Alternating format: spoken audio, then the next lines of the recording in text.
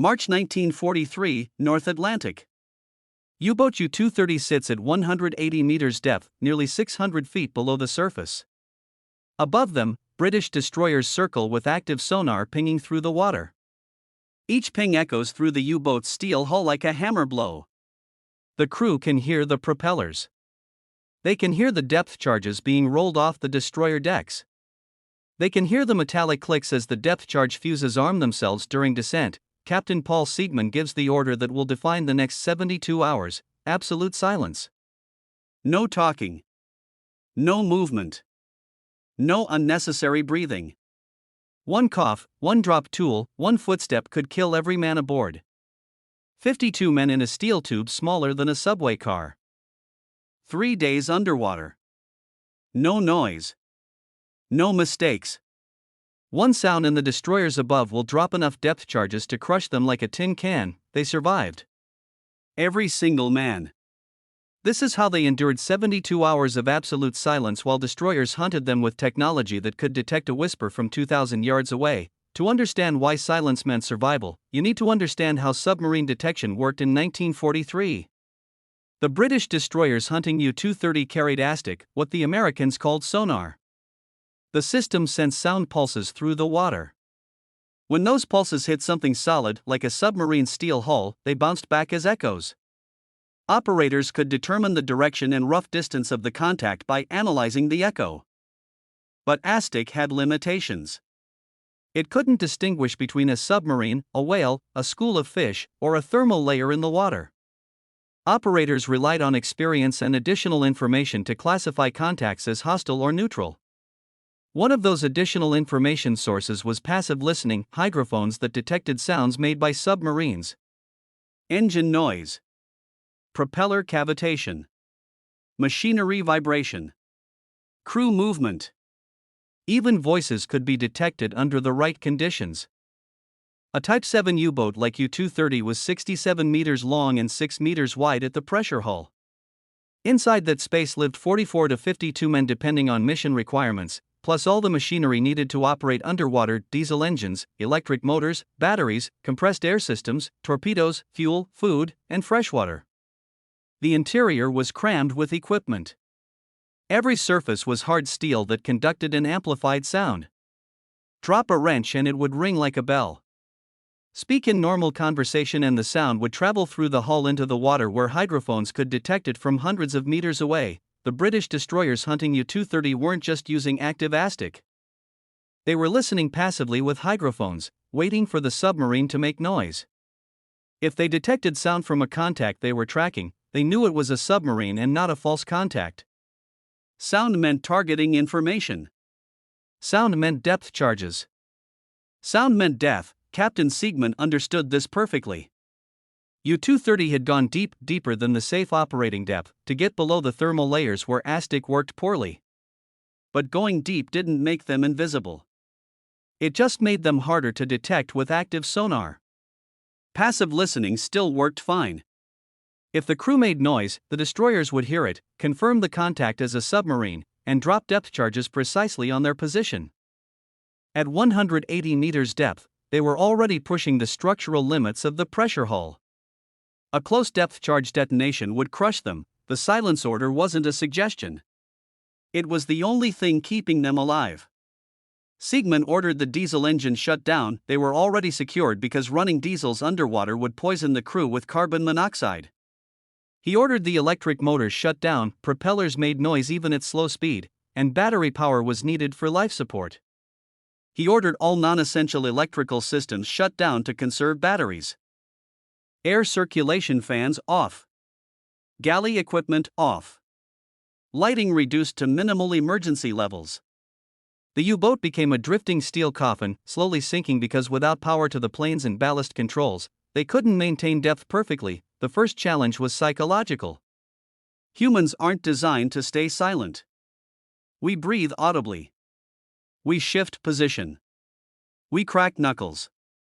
We clear throats. These unconscious actions had to be suppressed completely. Every man aboard received the same instruction from Siegmann: breathe slowly through your nose, not your mouth. Don't move unless absolutely necessary. If you must move, move in slow motion. No sudden movements. No scraping boots on deck plates. No touching metal surfaces unnecessarily. The crew compartments became surreal. 52 men packed into a space smaller than a large apartment, and you couldn't hear them breathing. Men lay in their bunks, 3 bunks stacked vertically with barely 18 inches of space between them, absolutely motionless for hours at a time. The only sounds were the creaks and groans of the pressure hull adjusting to depth, the occasional ping of active ASTIC hitting the hull, and the terrifying sound of destroyer propellers passing overhead. The propeller sound was the worst. You could hear the rhythmic thrumming getting louder as a destroyer approached, reaching a crescendo as it passed directly overhead, then fading as it moved away. Each pass could be the one where they dropped depth charges. The crew would lie frozen, listening to that sound approach, knowing that at any second they might hear the splashes of depth charges hitting the water above them. Temperature became an issue within hours. With ventilation fans shut down and 52 men producing body heat in an enclosed space, the interior temperature climbed. By the end of the first day, it was over 35 degrees Celsius, 95 Fahrenheit. With humidity approaching 100% because there was no air circulation to remove moisture from breathing and sweating. Men lay in their bunks soaked with sweat, trying not to move, trying not to breathe audibly. Thirst was immediate. The human body loses water quickly in high heat and humidity. But drinking meant moving to the water supply, and moving meant noise. Siegmund established a rotation every 4 hours. 1 man at a time could move silently to the water tank, drink using a metal cup that he held with both hands to prevent any clinking sound, and return to position. The process took 5 minutes per man. For 52 men, that meant drinking rotation consumed over 4 hours every 4 hours. Between rotations, men lay in their bunks with dry mouths and growing headaches from dehydration. Food was impossible. Eating makes noise. Chewing makes noise. Opening food containers makes noise. The galley was secured. Men went without food for the first 24 hours. Siegmund made a calculation: humans can survive days without food but only hours without water. Water was priority. Food could wait. The worst aspect of those first 24 hours was the biological needs that humans can't suppress indefinitely. The U-boat had 2 small heads, toilets, for 52 men. Using them required flushing with compressed air to overcome water pressure at depth. But compressed air made noise. Siegmund's solution was brutal: hold it. If you absolutely couldn't hold it, use a bucket in the forward torpedo room, and use it silently. Men learned to control their bodies with discipline that bordered on inhuman. By the 48-hour mark, the situation was deteriorating from uncomfortable to dangerous. The carbon dioxide level in the submarine was climbing. Humans exhale CO2. Normally, ventilation systems would circulate air through CO2 scrubbers, chemical systems that remove carbon dioxide from the air. But scrubber fans made noise. Siegmund had kept minimal scrubbing running, just enough to keep CO2 below immediately lethal levels, but well above safe levels. The symptoms of CO2 poisoning were setting in across the crew. Headaches, everyone had them. Dizziness when moving from lying down to standing. Nausea. Difficulty concentrating.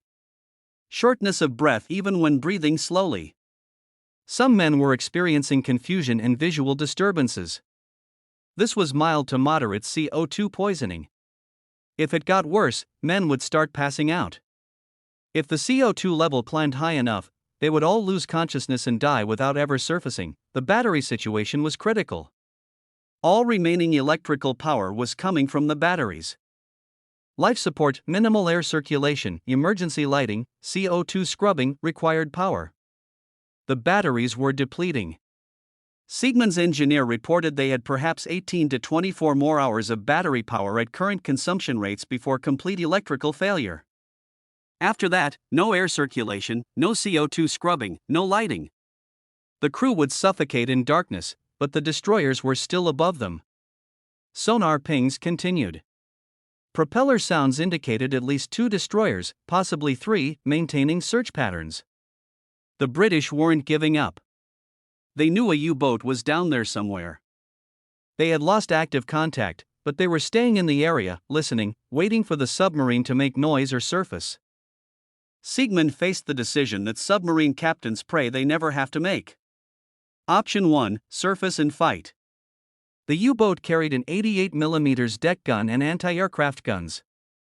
They could surface, man the guns, and try to fight off the destroyers long enough for some of the crew to abandon ship. Survival rate, maybe 20% if they were lucky. Most would die when the destroyer's guns opened up on the surface submarine. Option 2: Stay down and hope the destroyers left before the batteries died. If the destroyers left in the next 12 hours, U-230 could surface, ventilate, recharge batteries, and escape. If the destroyers stayed more than 18 hours, the crew would suffocate when the batteries failed. Survival rate, unknown, but possibly zero. Siegmund chose option 2. They would wait. The alternative was certain death for most of the crew. This way, there was a chance. He informed the crew of the situation in a whisper that was barely audible even in the absolute silence. The batteries were dying. The air was poisonous. The destroyers were still hunting. They would wait. If anyone couldn't handle it, he would understand. There were pistols available for those who preferred a quick death to slow suffocation. Not a single man asked for a pistol. They would wait together. At the 70-hour mark, something changed. The sonar pings became less frequent. The propeller's sounds grew fainter. The destroyers were moving away, expanding their search area. Either they'd lost confidence that the U-boat was still in this location, or they were running low on fuel and depth charges and had to return to port. Siegmund listened to the hydrophones himself. The destroyer sounds were fading. But were they really leaving, or was this a trick? Some destroyer captains would move away deliberately, creating the impression they'd given up, then return silently to catch submarines that surfaced prematurely. Siegmund waited another 2 hours. The destroyer sounds didn't return. His engineer reported battery power at critical levels, maybe 2 hours remaining, possibly less. The CO2 level was approaching the point where men would start losing consciousness. They couldn't wait any longer. Either they surfaced now and hoped the destroyers were truly gone, or they stayed down and died when the batteries failed. At hour 72, Siegmund gave the order. Prepare to surface. Silent routine until we break the surface. If there are destroyers waiting, man the deck gun and make them work for it. The electric motors came online, batteries at 8%. The submarine began rising from 180 meters. The ascent took 20 minutes because they rose slowly to avoid creating a telltale disturbance on the surface that radar might detect. The conning tower broke the surface at 0320 hours. Dark night, rough seas, no moon. Perfect conditions for a submarine.